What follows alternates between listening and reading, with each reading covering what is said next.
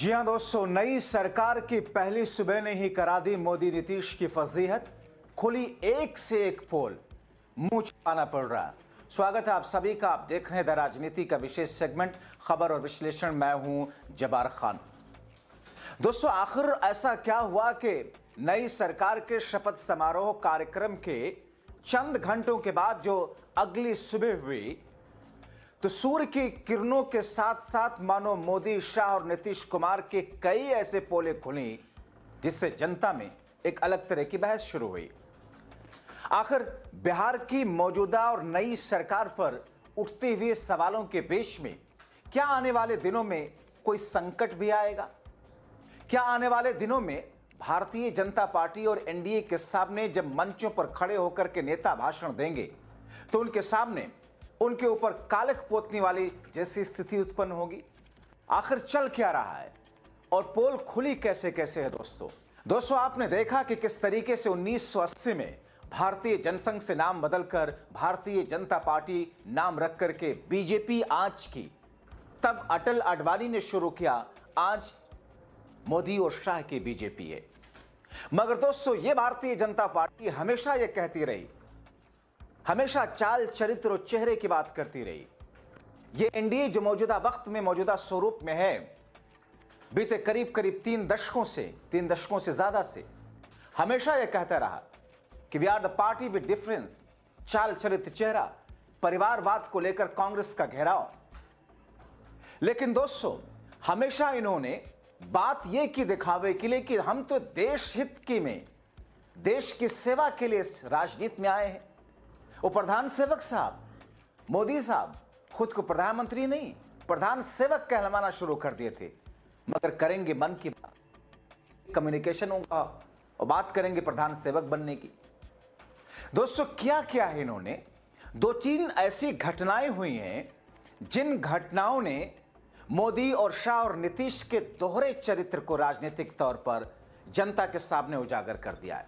दोस्तों, क्या कुछ पोल खुली मैं आपको बताऊं, लेकिन उससे पहले किस तौर पर जिसको मर्जी उसको मंत्री पद, जिसको मर्जी उसको मंत्री पद से हटा दो, जिसकी मर्जी उसके नाम की पर्ची निकाल दो। यानी कि शतरंज की गोटियों की तरह जिस तरीके से बिसात पर फिट की जाती हैं, उसे ऐसा लगता है कि मोदी शाह को मजा आने लगा है। अब देखिए ना, उपेंद्र कुशवाहा जी के बेटे हैं दीपक प्रकाश।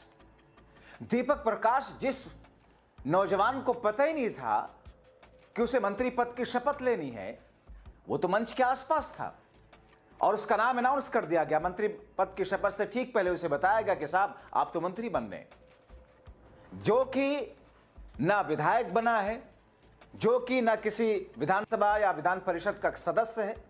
मगर दीपक प्रकाश न एमएलसी न विधायक, बावजूद इसके मोदी शाह की और मेहरबानी और उसके बाद में मंत्री पद की शपथ दिला गई।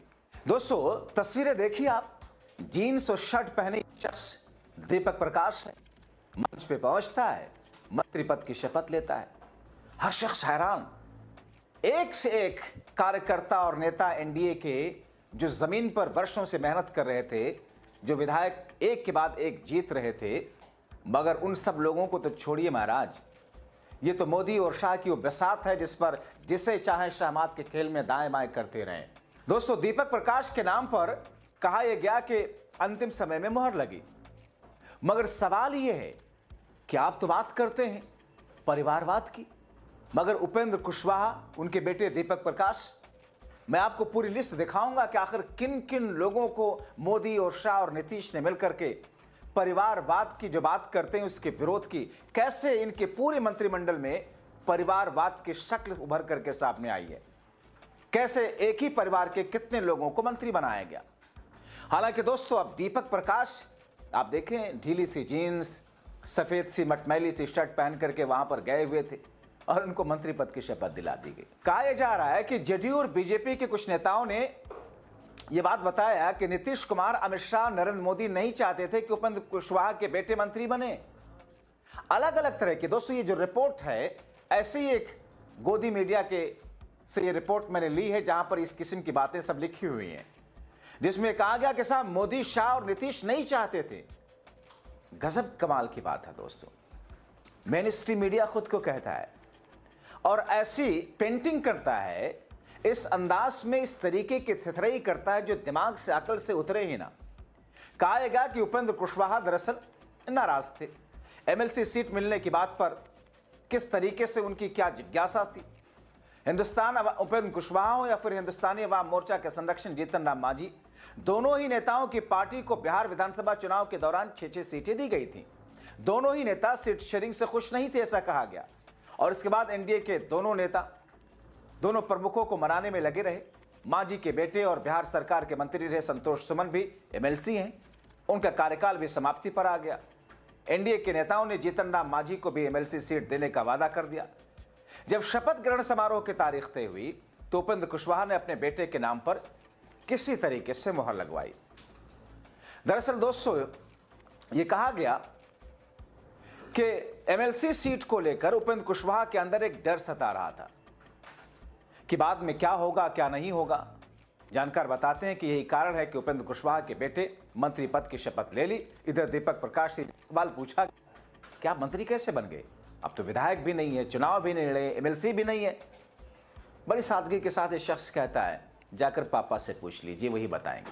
तो दोस्तों, उपेंद्र कुशवाहा ने अपने बेटे को किस तौर पर मंत्री पद की शपथ दिलवा दी और Congress party, RJD, Samajwadi party को परिवारवाद के नाम पर घेरने वाले यही मोदी और शाह जो थिथरई करते हैं, उनकी कलई खुलती हुई जरा देख लीजिए।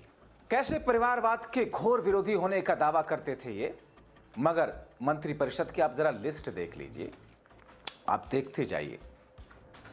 सम्राट चौधरी, इन्हीं के बारे में अमित शाह ने कहा था कि बड़ा आदमी बना दूंगा, इनको जिता दो। यही वो हैं जिनकी डिग्री के बारे में आता ही पता नहीं है।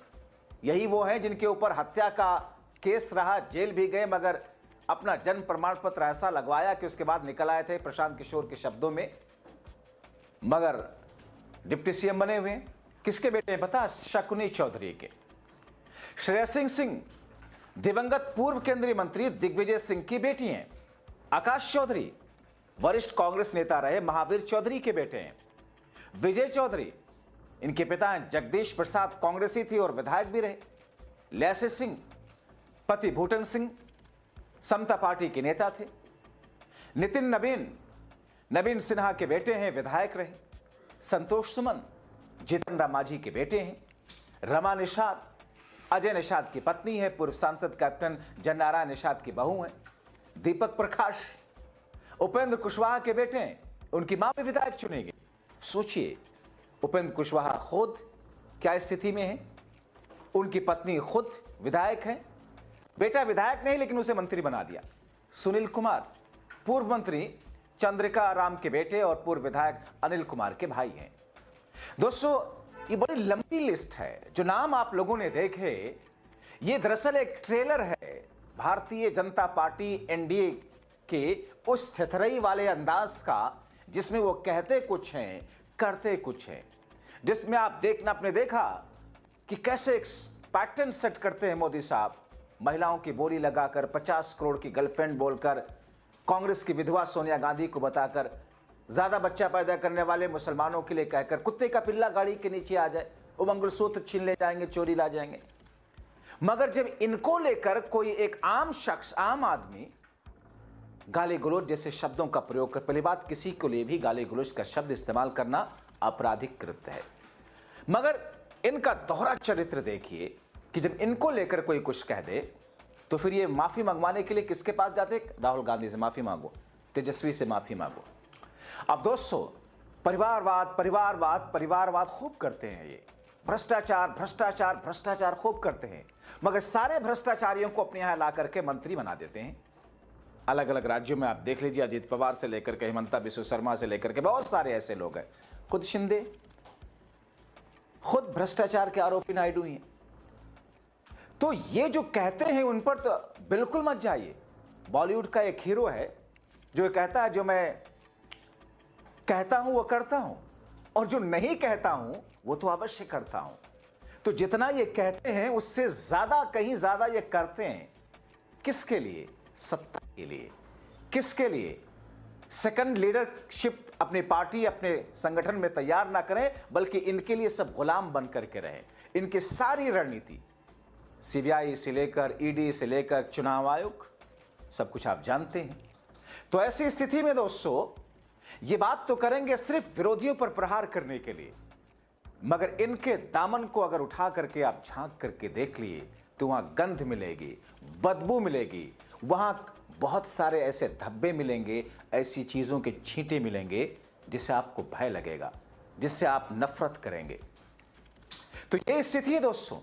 एक और फैक्ट आपको दिखा दूं, जातीय प्रतिनिधित्व की बात करें तो दोस्तों इन तमाम चीजों के बीच में जिस अंदाज में 8 सवर्ण, 8 ओबीसी, 5 ईबीसी, 5 दलित, 1 मुस्लिम को प्रतिनिधित्व दिया गया है, 4 राजपूत हैं, 2 भूमिहार हैं, 1 ब्राह्मण, 1 कायस, 2 यादव, 2 कुशवाहा, 2 कुर्मी, 2 वैश्य शामिल हैं। 5 एससी में से 1 पासी, मुसहर, रविदास, 2 पासवान शामिल हैं। ईबीसी में कहार, मल्लाह, निषाद, आधुनिक और तेली समाज से 1 मंत्री बने हैं। इस तरह बात अगर दोस्तों मंत्री परिषद के अंदर में मुस्लिम और यादव की करें, जो इस प्रदेश के अंदर सबसे बड़े 2 समूह हैं, 1 मुस्लिम, 2 यादव को रखा गया है। जबकि प्रदेश की आबादी कैसी है? सबसे बड़ा समूह मुस्लिमों का करीब 17 से 18%, सेकंड नंबर का यादव का करीब 14 साढ़े 14%, 3.5% के आसपास राजपूत, 3.5% के आसपास ब्राह्मण, 3.25% के आसपास भूमिहार, करीब 4.25% कुशवाहा, करीब 3% कुर्मी, एससी 19.65% है। ये एक बड़ा तबका है। और इसके बाद में मुस्लिम और इसके बाद में यादव आते हैं। अन्य देख लिया जाए तो 31.27% है। मतलब जिस राज्य में सबसे ज्यादा, सबसे बड़े समूहों में से 2 समूह जो आते हैं, उनमें से एक को 1 और दूसरे को 2 मिले हैं। दोस्तों एक और फैक्ट जल्दी से मैं आपको रोचक तस्वीर आपको दिखा दें। शपथ के मंच पर कार्यक्रम के बीच एक और दिलचस्प तस्वीर आई। एक तरफ गांधी मैदान में नीतीश 26 मंत्रियों के साथ शपथ ले रहे थे, दूसरी तरफ वो जिन्होंने कहा था कि 25 सीटों तक अगर पहुंच गए नीतीश तो मैं राज छोड़ दूंगा, वो प्रशांत किशोर जी मौन धारण किए हुए थे। एक तरफ मोदी गमछा हिला रहे थे, दूसरी तरफ उनका मौन चल रहा था। और ऐसे में अब प्रायश्चित कर रहे हैं या फिर नई स्ट्रैटेजी बना रहे हैं, या जनता के बीच में अपनी क्रेडिबिलिटी फिर से जगाने के लिए एक नए तरीके का हथकंडा अपना रहे हैं। लेकिन ये तमाम चीजें ऐसी हैं दोस्तों जो बिहार की राजनीति में शपथ ग्रहण कार्यक्रम के दौरान से लेकर के इस वक्त के बीच में बहुत कुछ जनता के बीच में मैसेज दे रही हैं। अब ऐसे में कोई सवाल पूछे मोदी शाह नीतीश से कि साहब परिवारवाद की बात करते थे, तेजस्वी को लेकर बहुत सारी ऐसी बातें हुई कि लालू प्रसाद यादव ने तो अपने परिवार के इतने लोगों को मंत्री बना दिया, ये बना दिया, वो बना दिया। तेजस्वी, तेज प्रताप यादव, मीसा भारती, अखिलेश यादव का जिक्र उसी में करते हैं ये लोग, और गांधी परिवार का तो फिर बात ही छोड़ दीजिए। लेकिन जब इनके अपने परिवार की बात आती है, आप देख लीजिए रक्षा मंत्री राजनाथ सिंह साहब, उनके बेटे क्या हैं, आप देख लीजिए प्रधानमंत्री नरेंद्र मोदी साहब, चूंकि इनके आगे पीछे तो कोई इन्होंने रखा ही नहीं, क्योंकि जिम्मेदारियों से शायद भागते हैं ये तो बस अपने कंफर्ट जोन में शायद रहना चाहते हैं। मुझे ऐसा लगता है इनकी पूरी जिंदगी को देख करके। कभी पहाड़ों में निकल गए बचपन में, कभी चाय बेचने लग गए, कभी मगरमच्छ को घर उठा लाए, कभी शादी हुई तो पत्नी छोड़ दिया। ये खैर उनका पर्सनल चीजें रही, लेकिन इससे अंदाजा लगता है कि शायद जिम्मेदारियां उठाना इनके बस की बात नहीं है। पद पे रहते हुए जाहिर तौर पर पद पर है तो जिम्मेदारी का बोझ तो है, लेकिन उसके लिए लोग होते हैं ना। देश तो ब्यूरोक्रेट्स चलाते हैं, क्या करना है क्या नहीं करना है, आपको तो साइन करना है, आपको अपनी मंशा बतानी है कि शहंशाह आजम ये चाहते हैं ये करवा दिया जाए। आपको अपनी मंशा बतानी है कि बादशाह सलामत ये चाहते हैं 8 बजे हम अवतरित होना चाहते हैं और सबको लाइन में लगवा दो, ब्यूरोक्रेट्स करवा देते हैं वैसा।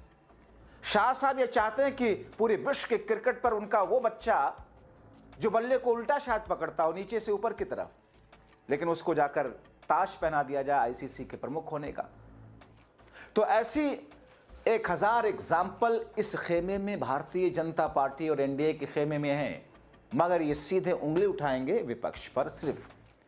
और हमारा मेन स्ट्रीम मीडिया, जिसको शायद मीडिया कहना भी शायद मेरे ख्याल में मीडिया शब्द के साथ ज्यादती होगी, वो इन्हीं के गुणगान करते करते करते करते एक दिन ऐसे ही शायद चला जाएगा। आप क्या सोचते हैं? अपने राय कमेंट बॉक्स में जरूर लिखें। अभी के लिए इतना ही, शुक्रिया।